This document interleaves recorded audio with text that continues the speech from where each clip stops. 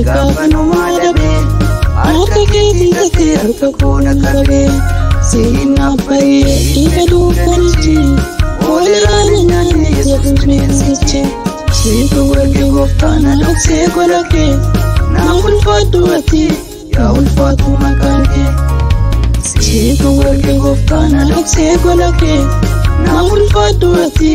yaa ulfaatu maqaan kee naaf ulfaadhu ati yaa ulfaatu maqaan kee naaf ulfaadhu ati yaa ulfaatu maqaan kee.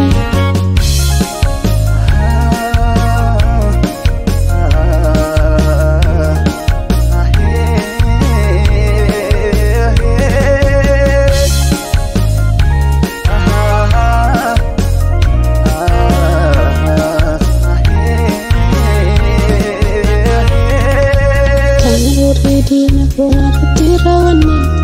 hebo dini garke sana nan argenne tuwa yero male yesusi nolera maga kewa mate bini samera falor ka girati bawo patera kanori dina kona kutirawanne hebo dini garke sana nan argenne tuwa yero male yesusi nolera maga kewa mate bini samera Asii balchilaale gaafa numaa dhabee harka keetii tattee harka koona qabee seenaa baay'ee dhiiga duukanichi walirraana nyaanne jedhu bineensichi siitu walii gooftaan dhoksee gola kee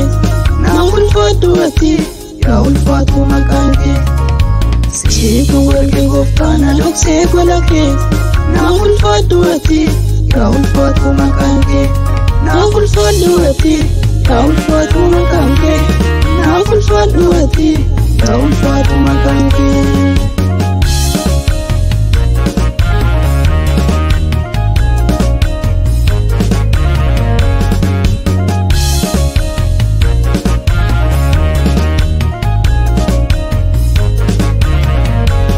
Siifna jijjiire yaadda koo qalfatti naatti dadhabde kanarra qaabde gati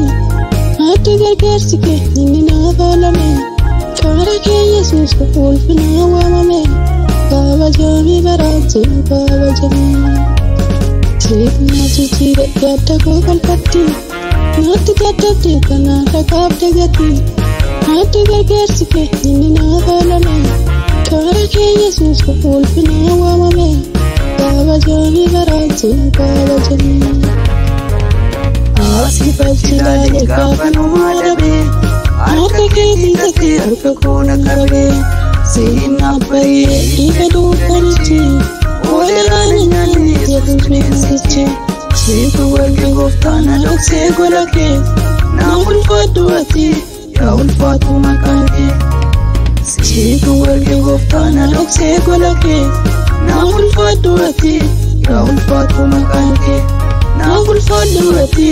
yaa ulfaatu maqaan kee naaf ulfaadhu ati yaa ulfaatu maqaan kee.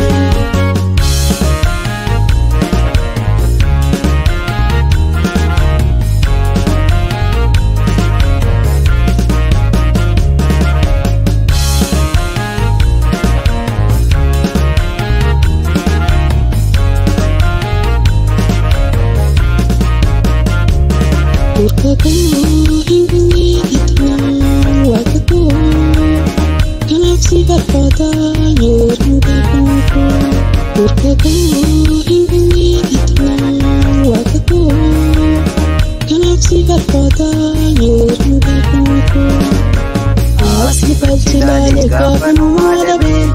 harka keetii tattee harka koona qabee seenaa baay'ee dhiiga duukanichi walirraana nyaanne jedhu bineensichi